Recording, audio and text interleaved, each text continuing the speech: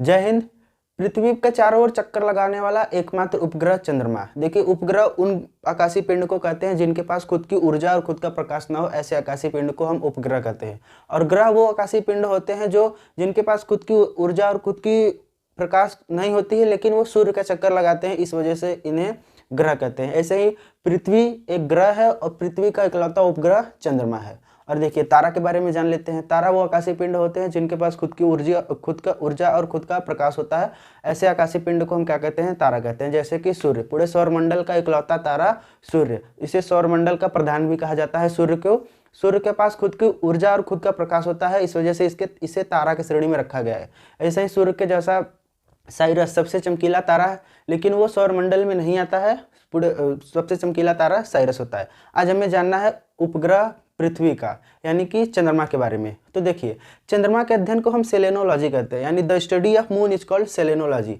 चंद्रमा एक इकलौता उपग्रह है पृथ्वी का, ठीक है। तो पहला पॉइंट यही है, study of moon is called selenology. देखिए, चंद्रमा पे बहुत ही ज़्यादा तापांतर होता है, यानी कि दिन में टेम्परेचर उसका प्लस में 120 डिग्री होता है, लेकिन वही रात की बात करें तो वहाँ पे -180 डिग्री सेल्सियस माइनस में चला जाता है। और चंद्रमा पे जो होता है 14 दिन होता है और 14 दिन रात होता है, ठीक है।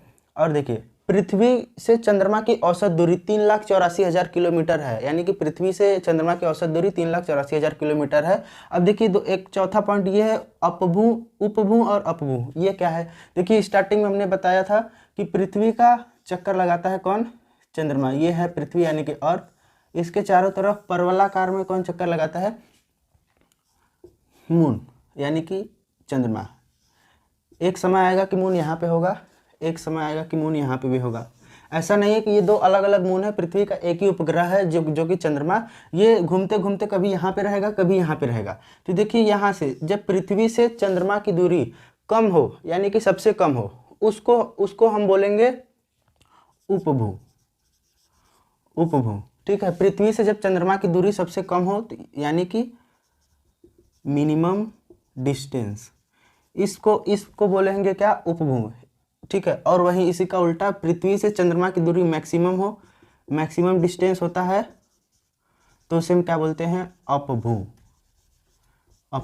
पृथ्वी से जब चंद्रमा की दूरी सबसे कम हो उपभू, जब सबसे अधिक हो तो अपभू, ठीक है। इसको अपभू को इंग्लिश में बोलते हैं एपिग्यू, उपभू को इंग्लिश में बोलते हैं पेरिग्यू, ठीक है। ये होता है अपभू और उपभू। जब पृथ्वी से चंद्रमा की दूरी कम हो तो उसे अपभू, पृथ्वी से चंद्रमा की दूरी सबसे ज़्यादा हो तो उपभू और अपभू कहते हैं, ठीक है।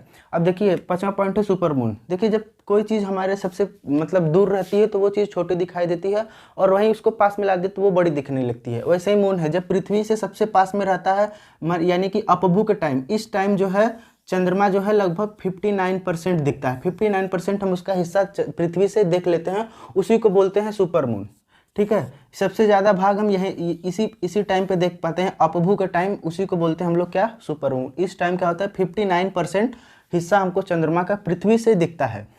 देखिए, चंद्रमा पे एक मैदान है, बहुत ही समतल मैदान है, और चंद्रमा का सबसे बड़ा मैदान जिसे बोला जाता है मारिया का मैदान, ठीक है। उस मैदान का नाम है मारिया का मैदान।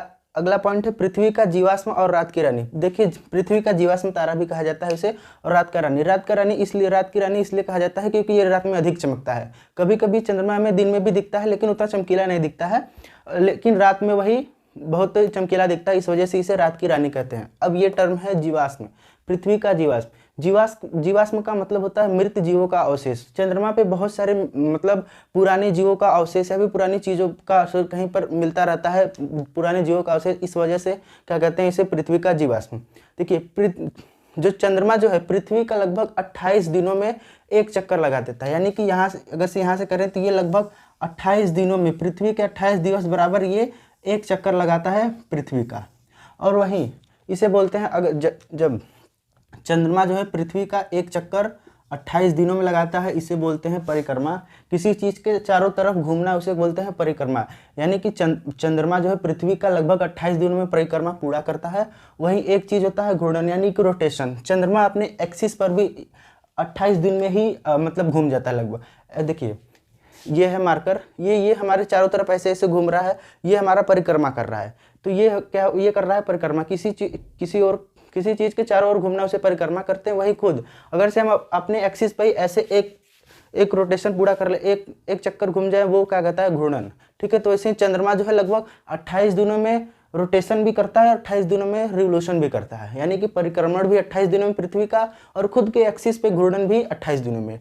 ठीक है, और देखिए दिन है 21 अगस्त 1969। ये वो दिन है जिसमें अपोलो यान से नील आर्मस्ट्रांग, एडविन एडलिन ये दोनों लोग चंद्रमा के सतह पर पहली बार कदम रखा था। उस सतह का नाम दिया गया था सी ऑफ ट्रैंक्विलिटी, यानी कि शांति का सागर। ठीक है, याद रखिएगा डेट 21 अगस्त 1969। अपोलो यान से, जिस यान से गए थे उस यान का नाम था अपोलो यान। दो लोग थे, नील आर्मस्ट्रांग और एडविन एडलिन। ठीक है, और इनके साथ एक कुत्ता भी गया था जिसका नाम था लाइका। वो एक जीव, पहला जीव था कुत्ता जो कि चंद्रमा पर गया था, और ये दोनों इंसान थे जो पहली बार चंद्रमा पे गए थे। दिन था 21 अगस्त 1979 के। अब थोड़ा बात करते हैं अपने चंद्रयान के बारे में। देखिए चंद्रयान 2 जिस जगह पे उतरा था उस जगह का नाम रखा गया था तिरंगा पॉइंट। ठीक है, और चंद्रयान 3 जिस जगह पर उतरा था उस जगह का नाम था शिव शक्ति पॉइंट। तो ये सब जानकारी थी चंद्रमा के बारे में।